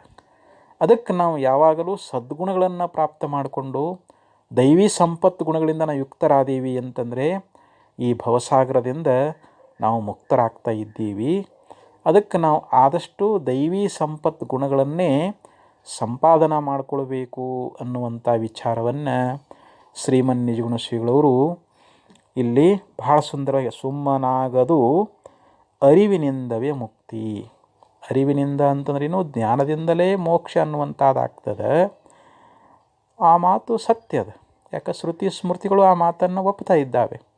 ಆದರೆ ಜ್ಞಾನ ಆಗಬೇಕು ಅಂತಂದರೆ ಅದು ಸುಮ್ಮನೆ ಆಗಂಗಿಲ್ಲ ಅಂತಾರೆ ಅವರು. ಲೇಷನಿಸುವ ಗುಣಗಣವಿಲ್ಲದವಗೆ, ನೆಮ್ಮಿ ಲೇಷನಿಸುವ ಅಂತಂದ್ರೆ ಏನು, ನಾವು ಜ್ಞಾನವನ್ನು ನಂಬಬೇಕು. ನಮ್ಮ ಸ್ವರೂಪದ ಜ್ಞಾನವನ್ನು ನಂಬಿ ಅಂಥ ಶ್ರೇಷ್ಠವಾಗಿರ್ತಕ್ಕಂಥ ಗುಣಗಳಿಂದ ನಾವು ಕೂಡಿಕೊಂಡಿಲ್ಲ ಅಂತಂದರೆ ನಮಗೆ ಅಂಥ ಮೋಕ್ಷ ಅನ್ನುವಂಥದ್ದನ್ನು ಹೊಂದಲಿಕ್ಕಾಗೋದಿಲ್ಲ. ನಾವು ಸದ್ಗುಣಗಳಿಂದಲೇ ಜ್ಞಾನ ಪಡ್ಕೊಳ್ತೀವಿ, ಜ್ಞಾನದಿಂದಲೇ ನಮಗೆ ಮೋಕ್ಷ ಅನ್ನುವಂಥದ್ದು ಸಿದ್ಧ ಆಗ್ತದೆ ಅಂಥೇಳಿ ಈ ರೀತಿ ಶ್ರೀಮನ್ ನಿಜಗುಣ ಶ್ರೀಗಳವರು ಅನೇಕ ಸದ್ಗುಣಗಳ ಬಗ್ಗೆ ನಮಗೆ ಉಪದೇಶವನ್ನು ಮಾಡೋರಿದ್ದಾರೆ. ಅದಕ್ಕೆ ಅಂಥ ಸದ್ಗುಣಗಳನ್ನು ನಾವಿಲ್ಲಿ ಪ್ರಾಪ್ತ ಮಾಡಿಕೊಳ್ಬೇಕು ಅಂತ ಹೇಳಿದರು. ಭರ್ತೃಹರಿಯವರು ನೀತಿ ಶತಕದಲ್ಲಿ ಬಹು ಸುಂದರವಾಗಿರ್ತಕ್ಕಂಥ ಒಂದು ಉಪದೇಶವನ್ನು ಮಾಡ್ತಾ ಇದ್ದಾರೆ. ವಾಂಚಾ ಸಜ್ಜನ ಸಂಗತೌ ಪರಗುಣೆ ಪ್ರೀತಿರ್ಗುರೌ ನಮ್ರತಾ ವಿದ್ಯಾಯಾಂ ವ್ಯಸನಂ ಸ್ವಯೋಷಿತಿರತಿರ್ ಲೋಕಾಪವಾದಾದ್ಭಯಂ ಭಕ್ತಿಶೂಲಿನಿ ಶಕ್ತಿರಾತ್ಮದಮನೆ ಸಂಸರ್ಗಮುಕ್ತಿಕಲೈ ಏತೆ ಯೇಷು ವಸಂತಿ ನಿರ್ಮಲಗುಣ ತೇಭ್ಯೋ ಮಹದ್ಭ್ಯೋ ನಮಃ. ನೋಡಿ, ಭಾಳ ಸುಂದರವಾಗಿ ನಮಗೆ ಹೇಳ್ಕೊಂಡು ಬಂದರು. ವಾಂಚಾ ಸಜ್ಜನ ಸಂಗತವು ಅಂದರೆ ನಮ್ಮ ಒಂದು ಇಚ್ಛಾ ಅನ್ನುವಂಥದ್ದು. ನಾವು ಯಾವಾಗಲೂ ಏನು ಅಪೇಕ್ಷೆ ಪಡಬೇಕು ಅಂತಂದರೆ ಸಜ್ಜನರ ಸಂಘದೊಳಗೆ ನಾನಿರಬೇಕು, ಮಹಾತ್ಮರ ಸೇವಾದಿಗಳನ್ನು ಮಾಡಬೇಕು. ಯಾಕಂದ್ರೆ ನಾವು ಸತ್ಸಂಗದೊಳಗಿದ್ದಾಗಲೇ ನಮಗೆ ಮಹಾತ್ಮರ ಉಪದೇಶ ಅನ್ನುವಂಥದ್ದು ಸಿಗ್ತದೆ. ಅದಕ್ಕೆ ಸತ್ಸಂಗತ್ವೇ ನಿಸ್ಸಂಗತ್ವಂ, ನಿಸ್ಸಂಗತ್ವೇ ನಿರ್ಮೋಹತ್ವಂ, ನಿರ್ಮೋಹತ್ವೇ ನಿಶ್ಚಲತತ್ವಂ, ನಿಶ್ಚಲತತ್ವೇ ಜೀವನ್ಮುಕ್ತಿ ಅಂತ ಹೇಳ್ತಾರೆ. ನಾವು ಜೀವನ್ಮುಕ್ತರಾಗಬೇಕಾಗಿತ್ತು ಅಂದರೆ ಮೊದಲು ನಮಗೆ ಸತ್ಸಂಗ ಅನ್ನುವಂಥದ್ದು ಬೇಕು. ಕೂಡಲ ಸಂಗಮ ದೇವನ ಅರಿವಡೆ ಶರಣರ ಸಂಘವೇ ಮೊದಲು ಅಂತ ಹೇಳಿದರು. ನಾವು ಪರಮಾತ್ಮನ ಜ್ಞಾನವನ್ನು ಮಾಡಿಕೊಂಡು ನಾವು ಮುಕ್ತರಾಗಬೇಕಾಗಿತ್ತು ಅಂತಂದರೆ ಮೊದಲು ಶರಣರ, ಸಂತರ, ಜ್ಞಾನಿಗಳ, ಶಿವಯೋಗಿಗಳ ಸಂಘದೊಳಗೆ ನಾವು ಬಂದೇವಿ ಅಂತಂದರೆ ನಾವು ಜ್ಞಾನ ಸಂಪನ್ನರಾಗ್ತೀವಿ. ಅದಕ್ಕೆ ಇದು ಒಂದು ಸದ್ಗುಣ. ಸತ್ಸಂಗವನ್ನು ಮಾಡಬೇಕು ಅನ್ನುವಂಥ ಈ ಒಂದು ಇಚ್ಛಾ ಅನ್ನುವಂಥದ್ದು ನಮ್ಮಲ್ಲಿ ತೀವ್ರವಾಗಿ ಇರಬೇಕು ಅಂತ ಹೇಳ್ತಾರೆ. ಅದಕ್ಕೆ ವಾಂಚಾ ಸಜ್ಜನ ಸಂಗತವು ಪರಗುಣೇ ಪ್ರೀತಿ. ಮತ್ತು ಇನ್ನೊಬ್ಬರನ್ನು ಕಂಡು ಅವರಲ್ಲಿರ್ತಕ್ಕಂಥ ಒಳ್ಳೆಯ ಗುಣಗಳನ್ನು ನಾವು ನೋಡಿ ಅವರನ್ನು ನಾವು ಭಾಳ ಪ್ರೀತಿ ಮಾಡಬೇಕಂತಾರೆ. ಅವರಲ್ಲಿರ್ತಕ್ಕಂಥ ಒಳ್ಳೆಯತನಕ್ಕೆ, ಒಳ್ಳೆಯ ಗುಣಗಳಿಗೆ ನಾವೆಲ್ಲರೂ ಏನು ಮಾಡಬೇಕು ಅಂತಂದರೆ ಅವರನ್ನು ನಾವು ಪ್ರೀತಿಯಿಂದ ಅವರನ್ನು ಕಾಣಬೇಕು. ಗುರವು ನಮ್ರತಾ. ಮತ್ತು ಸದ್ಗುರುಗಳು ನಮಗೇನು ಪ್ರಾಪ್ತವಾಗಿದ್ದಾರೆ, ಆ ಗುರುವಿನ ಸನ್ನಿಧಾನದೊಳಗೆ ನಾವು ವಿನಮ್ರವಾಗಿರಬೇಕು. ನಾವು ನಮ್ರತೆಯಿಂದ ವಿನಯದಿಂದ ಆ ಗುರುವಿನ ಸೇವಾದಿಗಳನ್ನು ನಾವು ಮಾಡಿದ್ದೀವಿ ಅಂತಂದರೆ ನಮ್ಮ ಗುರುಗಳಿಂದ ಜ್ಞಾನ ಅನ್ನುವಂಥದ್ದು ಪ್ರಾಪ್ತಿಯಾಗ್ತದೆ. ನಮಗೆ ಗುರುಗಳು ತಮ್ಮ ಉಪದೇಶದಿಂದ ನಮ್ಮಲ್ಲಿರ್ತಕ್ಕಂಥ ಅಜ್ಞಾನವನ್ನು ಕಳೀತಾರೆ. ನಮಗೆ ಬಂದಿರತಕ್ಕಂಥ ಈ ಸಂಸಾರ ದುಃಖವನ್ನು ದೂರ ಮಾಡ್ತಾ ಇದ್ದಾರೆ. ಈ ಭವತಾಪದಿಂದ ನಮ್ಮನ್ನು ಪಾರು ಮಾಡ್ತಾ ಇದ್ದಾರೆ. ನಾವು ಮತ್ತೆ ತಾಯಿ ಗರ್ಭದಲ್ಲಿ ಹುಟ್ಟಿ ಬರೋದಿಲ್ಲ. ಅದಕ್ಕೆ ಗುರುವಿನಲ್ಲಿ ನಾವು ವಿನಮ್ರವಾಗಿ ವಿನಯದಿಂದ ವರ್ತಿಸಿದಾಗ ಮಾತ್ರ ನಮಗೆ ಅಂಥ ಜ್ಞಾನ ಆಗ್ತದೆ. ಅದಕ್ಕೆ ಇದು ಒಂದು ಸದ್ಗುಣ. ಗುರು ಹಿರಿಯರಲ್ಲಿ ನಾವು ವಿನಮ್ರವಾಗಿರ್ತಕ್ಕಂಥದ್ದು ಕೂಡ ಇದು ಒಂದು ಸದ್ಗುಣ ಅಂತ ಹೇಳಿಸ್ಕೊಳ್ತದೆ. ವಿದ್ಯಾಯಾಂ ವ್ಯಸನಂ. ಹಾಗೂ ನಾವು ವಿದ್ಯೆಯನ್ನು ಸಂಗ್ರಹ ಮಾಡಬೇಕು. ಯಾವ ವಿದ್ಯೆ? ಅಧ್ಯಾತ್ಮ ವಿದ್ಯಾ ಅನ್ನುವಂಥದ್ದು. ಅಧ್ಯಾತ್ಮ ವಿದ್ಯಾ ವಿದ್ಯಾನಾಂ. ಎಲ್ಲ ವಿದ್ಯೆಗಳಲ್ಲಿ 64 ವಿದ್ಯೆಗಳು ಅಂತ ಏನದಾವು, 64 ವಿದ್ಯೆಗಳಲ್ಲಿ ಬ್ರಹ್ಮವಿದ್ಯೆನೇ ಶ್ರೇಷ್ಠವಾಗಿರ್ತಕ್ಕಂಥದ್ದು. ಆ ಬ್ರಹ್ಮವಿದ್ಯೆಯನ್ನು ನಾನು ಗುರುಗಳಿಂದ ಹೊಂದಿ ಮುಕ್ತನಾಗಬೇಕು ಅನ್ನುವಂಥ ಒಂದು ಪ್ರೀತಿ ಇರಬೇಕು ನಮಗೆ. ಅದರ ಲವಲವಿಕೆ ಇರಬೇಕು, ಅದರ ಒಂದು ಉತ್ಸುಕತೆ ಅನ್ನುವಂಥದ್ದು ಇರಬೇಕು. ಅದಕ್ಕೆ ವಿದ್ಯಾಯಾಮ್ ವ್ಯಸನಂ ಅಂತ ಹೇಳಿದರು. ವಿದ್ಯೆಯನ್ನು ಪಡೆಯುವುದರಲ್ಲಿ ನಾವು ಆತುರರಾಗಿರಬೇಕು ಅಂತ ಹೇಳ್ತಾರೆ. ಇದು ಒಂದು ಸದ್ಗುಣ ಅನ್ನುವಂಥದ್ದು. ಸ್ವಯೋಷಿತಿರತಿ. ಹಾಗೆ ತನ್ನ ಪತ್ನಿಯಲ್ಲಿ ಅತ್ಯಂತ ಪ್ರೀತಿ ಉಳ್ಳವನಾಗಿರಬೇಕು. ತಾನೇನು ಮದುವೆ ಮಾಡಿಕೊಂಡಾನ, ತನ್ನ ಹೆಂಡತಿಯಲ್ಲಿ ಪ್ರೀತಿ ಉಳ್ಳವನಾಗಿ ಅವಳನ್ನು ಸದಾಕಾಲದಲ್ಲಿ ರಕ್ಷಣಾ ಮಾಡಬೇಕು ಅಂತ ಹೇಳ್ಕೊಂಡು ಬಂದರು. ಲೋಕಾಪವಾದಾತ್ ಭಯಂ. ಲೋಕದೊಳಗೆ ಏನಾದರೂ ಅಪವಾದಗಳು ಬಂದಾವು, ನಾನೇನಾದರೂ ನಡೆಯುವಾಗ ತಪ್ಪಿತು ಅಂತಂದರೆ ನನಗೆ ಅಪವಾದ ಬಂದೀತು ಅನ್ನುವಂಥ ಭೀತಿ ಇರಬೇಕು. ನಾವು ಲೋಕದ ಅಪವಾದಗಳಿಗೆ ನಾವು ಭಯಪಡಬೇಕು ಅಂತ ಹೇಳ್ತಾ ಇದ್ದಾರೆ. ಅಂದರೆ ನಮ್ಮಲ್ಲಿ ಸದ್ವರ್ತನೆ ಅನ್ನುವಂಥದ್ದಿರಬೇಕು, ನಮ್ಮಲ್ಲಿ ಒಳ್ಳೆಯ ಆಚಾರ ಅನ್ನುವಂಥದ್ದಿರಬೇಕು, ನಾವು ಒಳ್ಳೆಯ ನೀತಿವಂತರಾಗಿರಬೇಕು. ನಾವು ಗುಣವಂತರಾಗಿದ್ದೀವಿ ಅಂತಂದರೆ ನಾವು ಲೋಕದೊಳಗೆ ಎಂದೂ ಅಪವಾದವನ್ನು ಪಡೆಯುವುದಿಲ್ಲ. ಅದಕ್ಕೆ ಆ ಲೋಕದ ಅಪವಾದದೊಳಗೆ ಭಯವನ್ನು ಪಡುವಂಥದ್ದೇನದ, ಇದು ಒಂದು ಸದ್ಗುಣ ಅಂತ ಹೇಳಿಸ್ಕೊಳ್ತದೆ. ಭಕ್ತಿ ಶೂಲಿನಿ. ಹಾಗೆ ಭಗವಂತನಲ್ಲಿ ನಾವು ಭಕ್ತಿ ಎನ್ನುವಂಥದ್ದನ್ನು ಮಾಡಬೇಕು ಅಂತ ಹೇಳ್ತಾರೆ. ಭಗವಂತನಲ್ಲಿ ನಾವು ಶ್ರೇಷ್ಠವಾಗಿರ್ತಕ್ಕಂಥ ಭಕ್ತಿಯನ್ನು ಮಾಡಿದ್ದೀವಿ ಅಂತಂದರೆ ಭಗವಂತ ನಮಗೆ ಮೋಕ್ಷವನ್ನು ಅನುಗ್ರಹ ಮಾಡ್ತಾನೆ. ನಾವು ಮುಕ್ತರಾಗಬೇಕಾದ್ರೆ ಪರಮಾತ್ಮನನ್ನು ನಾವು ಒಲಿಸ್ಕೊಳ್ಬೇಕು. ಪರಮಾತ್ಮ ಒಲಿಬೇಕಂದ್ರೆ ನಾವು ಅನನ್ಯವಾಗಿರ್ತಕ್ಕಂಥ ಭಕ್ತಿ ಮಾಡಬೇಕು, ಸದಾ ಅವನ ಸ್ಮರಣ ಮಾಡಬೇಕು, ಸದಾ ಅವನನ್ನು ಪೂಜಿಸಬೇಕು. ಅವನ ಚಿಂತನ ಅನ್ನುವಂಥದ್ದು ನಾವು ಮಾಡಿದ್ದೀವಿ ಅಂತಂದರೆ ಪರಮಾತ್ಮ ಒಲಿದು ನಮಗೆ ಮೋಕ್ಷವನ್ನು ಅನುಗ್ರಹ ಮಾಡ್ತಾ ಇದ್ದಾನೆ. ಅದಕ್ಕೆ ಭಕ್ತಿ ಶೂಲಿನಿ. ಶಕ್ತಿರಾತ್ಮ ದಮನೆ. ಇಲ್ಲಿ ನಮ್ಮ ಇಂದ್ರಿಯಗಳನ್ನು ಸಂಯಮನ ಮಾಡೋದರಲ್ಲಿ ನಾವು ಶಕ್ತರಾಗಿರಬೇಕು ಅಂತಾರೆ. ಯಾಕಂದರೆ ಇಂದ್ರಿಯಗಳು ತಮ್ಮ ವಿಷಯಗಳಲ್ಲಿ ಹರಿದಾಡ್ತಾ ಇದ್ದಾವೆ, ವಿಷಯಗಳಲ್ಲಿ ನಮ್ಮ ಇಂದ್ರಿಯಗಳು ಹೋಗ್ತಾ ಇದ್ದಾವೆ. ಆ ಇಂದ್ರಿಯಗಳನ್ನು ನಾವು ಸಂಯಮನ ಮಾಡಿದ್ದೀವಿ, ಅದನ್ನು ನಾವು ನಿಗ್ರಹ ಮಾಡಿದ್ದೀವಿ ಅಂತಂದರೆ ನಮಗೆ ಜ್ಞಾನ ಪ್ರಾಪ್ತಿಯಾಗ್ತದೆ, ನಮ್ಮಲ್ಲಿ ವೈರಾಗ್ಯ ಅನ್ನುವಂಥದ್ದು ಬಲಿತದೆ. ಅದಕ್ಕೆ ಇಲ್ಲಿ ಆತ್ಮದಮನೆ ಅಂತಂದರೆ ಏನು? ನಮ್ಮ ಮನಸ್ಸು, ನಮ್ಮ ಇಂದ್ರಿಯಗಳನ್ನು ನಾವು ಸಂಯಮನ ಮಾಡೋದರಲ್ಲಿ ಶಕ್ತಿ ಉಳ್ಳವರಾಗಿರಬೇಕು. ಸಂಸರ್ಗ ಮುಕ್ತಿ ಕಲೈ. ಅಷ್ಟೇ ಅಲ್ಲ, ನಾವು ದುಷ್ಟರು ಅಂತ ಏನದಾರ, ಆ ದುಷ್ಟರ ಸಂಘದೊಳಗೆ ನಾವು ಯಾವತ್ತೂ ಇರಬಾರದು. ಯಾಕಂದ್ರೆ ದುಷ್ಟರು ನಮ್ಮನ್ನು ಪಾಪಾಚರಣೆಯಲ್ಲಿ ತೊಡಗಿಸ್ತಾ ಇದ್ದಾರೆ. ದುಷ್ಟರ ಸಂಘದೊಳಗಿದ್ದೀವಿ ಅಂತಂದರೆ ನಾವು ಯಾವಾಗಲೂ ಪಾಪ ವಿಚಾರವನ್ನೇ ಮಾಡ್ತೀವಿ, ಪಾಪ ಕೃತ್ಯಗಳನ್ನೇ ಮಾಡ್ತಾ ಇದ್ದೀವಿ. ಆದಷ್ಟು ದುಷ್ಟರಿಂದ ನಾವು ದೂರ ಇರಬೇಕು. ಅದಕ್ಕೆ ನಿಜಗುಣ ಶ್ರೀಗಳವರು ಏನು ಹೇಳಿದರು ಅಂತಂದರೆ, ನಾವು ಯಾವಾಗಲೂ ಎಂಥವರ ಸಂಘವನ್ನು ಮಾಡಬೇಕು ಅಂತಂದರೆ ಶಾಂತರೊಡನಾಡು. ಶಾಂತರು ಅಂತಂದರೆ ಜ್ಞಾನಿಗಳು, ಸತ್ಪುರುಷರು, ಅವರ ಒಡನಾಟ ಅನ್ನುವಂಥದ್ದು ಇರಬೇಕು ಅಂತ ಹೇಳ್ತಾ ಇದ್ದಾರೆ. ಅದಕ್ಕೆ ದುಷ್ಟರ ಸಂಘವನ್ನು ನಾವು ಯಾವತ್ತೂ ಮಾಡಲಿಕ್ಕೆ ಹೋಗಬಾರದು. ಏತೇ ಯೇಷು ವಸಂತಿ ನಿರ್ಮಲ ಗುಣ. ಇಂಥ ಶುದ್ಧವಾಗಿರ್ತಕ್ಕಂಥ ಪವಿತ್ರವಾಗಿರ್ತಕ್ಕಂಥ ಗುಣಗಳು ಯಾರಲ್ಲಿ ವಾಸ ಮಾಡಿಕೊಂಡಿದ್ದಾವೆಯೋ ಅಂತಹ ಮಹಾತ್ಮನಿಗೆ, ಮಹಾನುಭಾವನಿಗೆ ನಾನು ನಮಸ್ಕರಿಸುತ್ತೇನೆ ಅಂಥೇಳಿ ಭರ್ತೃಹರಿಯವರು ಈ ಶ್ಲೋಕದೊಳಗೆ ನಮಗೆ ಸದ್ಗುಣಗಳ ಒಂದು ಮಹಿಮಾ ಅನ್ನುವಂಥದ್ದನ್ನು ಹೇಳ್ಕೊಂಡು ಬಂದರು. ಇಷ್ಟೆಲ್ಲ ಗುಣಗಳನ್ನು ನಾವು ಜೀವನದೊಳಗೆ ಅಳವಡಿಸಿಕೊಂಡೀವಿ ಅಂತಂದರೆ ನಮಗೆ ಭಗವಂತನ ಸಾಕ್ಷಾತ್ಕಾರ ಆಗ್ತದೆ. ನಾವು ಭಗವತ್ ಸ್ವರೂಪವನ್ನು ಅರಿತುಕೊಂಡು ನಾವು ಮಹಾನ್ ಜ್ಞಾನಿಗಳೇ ಆಗ್ತೀವಿ, ಅನುಭಾವಿಗಳೇ ಆಗ್ತಾ ಇದ್ದೀವಿ. ಅದಕ್ಕೆ ಇಂಥ ಗುಣಗಳು ನಮ್ಮಲ್ಲಿ ನೆಲೆಸಿದು ಅಂತಂದರೆ ನಮಗೆ ಭಗವಂತನ ಜ್ಞಾನ ಅನ್ನುವಂಥದ್ದು ಆಗುವುದರಲ್ಲಿ ಯಾವ ಸಂಶಯ ಅನ್ನುವಂಥದ್ದಿಲ್ಲ ಅಂಥೇಳಿ ಹೇಳ್ಕೊಂಡು ಬರ್ತಾ ಇದ್ದಾರೆ. ಅದಕ್ಕೆ ಅಕ್ಕಮಾದೇವಿ ಕೂಡ ಹೇಳಿದ್ಲು, ಮರವಿದ್ದು ಫಲವೇನು ನೆರಳಿಲ್ಲದನ್ನಕ್ಕ, ಧನವಿದ್ದು ಫಲವೇನು ದಯವಿಲ್ಲದನ್ನಕ್ಕ, ಹಸುವಿದ್ದು ಫಲವೇನು ಹಯನವಿಲ್ಲದನ್ನಕ್ಕ, ರೂಪಿದ್ದು ಫಲವೇನು ಗುಣವಿಲ್ಲದನ್ನಕ್ಕ, ಚನ್ನ ಮಲ್ಲಿಕಾರ್ಜುನ ನಾನಿದ್ದು ಫಲವೇನು ನಿಮ್ಮ ಜ್ಞಾನವಿಲ್ಲದನ್ನಕ್ಕ ಅಂತ ಒಂದು ವಚನದಲ್ಲಿ ಬಹಳ ಸುಂದರವಾಗಿ ಹೇಳ್ತಾ ಇದ್ದಾಳೆ.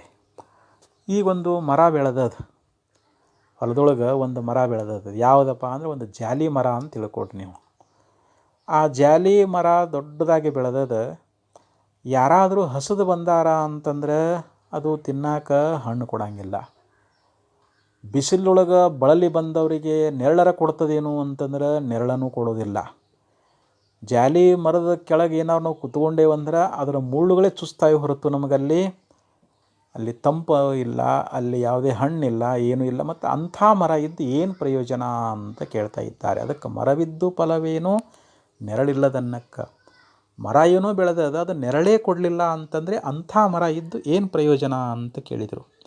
ಧನವಿದ್ದು ಫಲವೇನು ದಯವಿಲ್ಲದನ್ನಕ್ಕ, ನಮ್ಮಲ್ಲಿ ಸಾಕಷ್ಟು ಸಂಪತ್ತದ, ನಾವು ಶ್ರೀಮಂತರಾಗಿದ್ದೀವಿ, ಆದರೆ ನಮ್ಮಲ್ಲಿ ದಯಾನ ಇಲ್ಲ ಅಂತಂದರೆ ನಾವು ಯಾವುದೇ ಒಂದು ಸತ್ಕಾರ್ಯಗಳಿಗಾಗಲಿ, ಸಾಧು ಸತ್ಪುರುಷರಿಗಾಗಲಿ, ಭಿಕ್ಷುಕರಿಗಾಗಲಿ, ಅಥವಾ ಬಡತನದಲ್ಲಿರ್ತಕ್ಕಂಥ ಜೀವಿಗಳಿಗಾಗಲಿ ನಮಗೆ ಸಹಾಯ ಮಾಡುವಂಥ ದಯಾಗುಣ ಅನ್ನುವಂಥದ್ದು ನಮ್ಮಲ್ಲಿ ಇರಲಿಲ್ಲ ಅಂತಂದರೆ ಆ ಧನ ಇದ್ದು ಏನು ಪ್ರಯೋಜನ ಅಂತ ಕೇಳ್ತಾ ಇದ್ದಾರೆ. ಹಸುವಿದ್ದು ಫಲವೇನೋ ಹಯನವಿಲ್ಲದನ್ನಕ್ಕ, ಈಗ ನಾವು ಒಂದು ಹಸು ಸಾಕೇವಿ ಅಂತ ತಿಳ್ಕೊಡ್ರಿ. ಯಾಕಂದ್ರೆ ನಮಗೆ ಹಾಲು ಕೊಡಲಿ ಅಂಥೇಳಿ ನಾವು ಹಸು ಸಾಕಿದ್ದೀವಿ. ಆ ಹಸು ಅನ್ನುವಂಥದ್ದು ಗರ್ಭ ಧರಿಸಲಿಲ್ಲ, ಕರು ಹಾಕಲಿಲ್ಲ, ನಮಗೆ ಹಾಲು ಕೊಡಲಿಲ್ಲ ಅಂತಂದರೆ ಅಂಥ ಆಕಳದಿಂದ ನಮಗೆ ಏನು ಪ್ರಯೋಜನ, ಏನು ಲಾಭ ಆಗ್ತದೆ ಅಂತ ಹೇಳ್ತಾರೆ. ಹಸು ಅಥವಾ ಆಕಳ ಐತಿ ಅಂತಂದ ಮೇಲೆ ಅದು ನಮಗೆ ಹಾಲು ಕೊಡಬೇಕು. ಆ ಹಾಲಿನಿಂದ ನಾವು ನಮ್ಮ ಆರೋಗ್ಯ ಅನ್ನುವಂಥದ್ದನ್ನು ನಾವು ಪಡ್ಕೊಳ್ತಾ ಇದ್ದೀವಿ. ಹಾಲು ನಮಗೆ ಬೆಣ್ಣೆ, ತುಪ್ಪ, ಮೊಸರು ಏನೆಲ್ಲ ನಮಗೆ ದೊರಕ್ತಾವೆ ಹಾಲಿನಿಂದ. ಅದಕ್ಕೆ ಅಂಥ ಹಾಲನ್ನೇ ಕೊಡದೇ ಇರತಕ್ಕಂಥ ಆಕಳಿಂದ ಏನು ಪ್ರಯೋಜನ?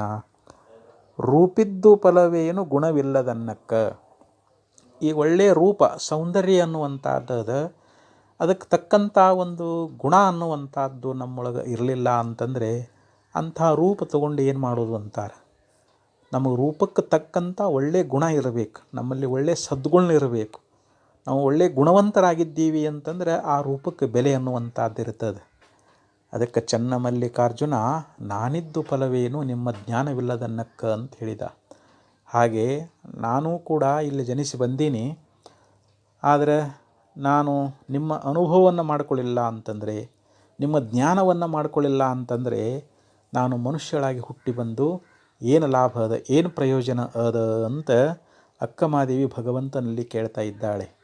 ನಾನಿದ್ದು ಫಲವೇನು ನಿಮ್ಮ ಜ್ಞಾನವಿಲ್ಲದನ್ನಕ್ಕ, ನಾನು ಮನುಷ್ಯಳಾಗಿ ಹುಟ್ಟಿ ಬಂದ ಬಳಿಕ ನಿಮ್ಮ ಜ್ಞಾನವನ್ನು ಮಾಡಿಕೊಳ್ಬೇಕು, ಭಗವಂತನ ಸಾಕ್ಷಾತ್ಕಾರವನ್ನು ಮಾಡಿಕೊಳ್ಬೇಕು.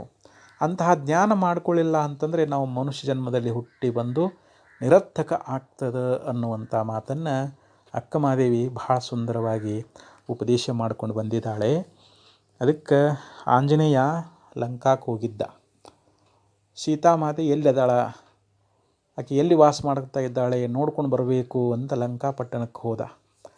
ಅಲ್ಲಿ ಎಲ್ಲ ಕಡೆಯಲ್ಲಿ ಆ ಸೀತಾಮಾತೆಯನ್ನು ಹುಡುಕ್ತಾ ಇದ್ದಾನೆ. ಕೊನೆಯೊಳಗೆ ಅಶೋಕವನದೊಳಗೆ ಹೋದ. ಅಲ್ಲಿ ಸೀತಾಮಾತೆ ದರ್ಶನವನ್ನು ಮಾಡಿಕೊಂಡ. ಶ್ರೀರಾಮಚಂದ್ರ ಕೊಟ್ಟಿರ್ತಕ್ಕಂಥ ಉಂಗುರವನ್ನು ಕೊಡ್ತಾ ಇದ್ದಾನೆ. ಆಕೆಯೂ ಕೂಡ ತನ್ನಲ್ಲಿರ್ತಕ್ಕಂಥ ಆಭರಣಗಳನ್ನು ಕೊಡ್ತಾ ಇದ್ದಾಳೆ.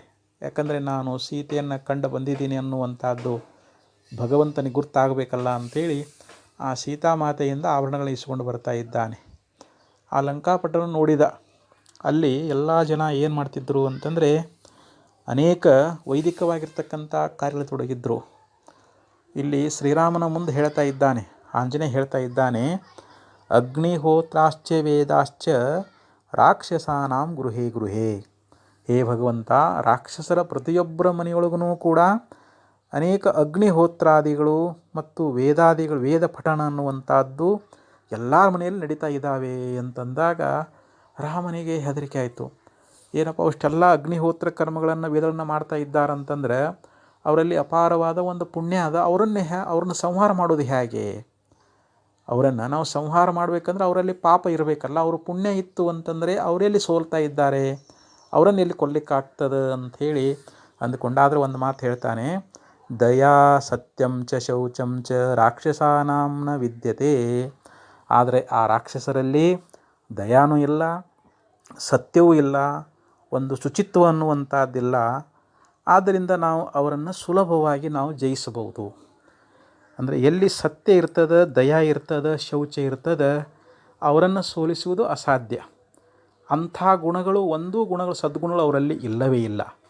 ಹೀಗಾಗಿ ನಾವು ಅವರನ್ನು ಸುಲಭವಾಗಿ ನಾವು ಜಯಿಸಬಹುದು ಅಂಥೇಳಿ ಆಂಜನೇಯ ಶ್ರೀರಾಮಚಂದ್ರನಿಗೆ ಹೇಳಿದಂಥ ಹಂಗೆ ನಮ್ಮಲ್ಲಿ ಸದ್ಗುಣಗಳಿದ್ದು ಅಂತಂದರೆ ನಾವು ಭಗವಂತನ ಕೃಪೆಗೆ ಪಾತ್ರರಾಗ್ತೇವೆ. ಭಗವಂತನ ಕೃಪೆಯನ್ನು ಹೊಂದಿ ನಾವು ಮುಕ್ತರಾಗ್ತಾ ಇದ್ದೀವಿ.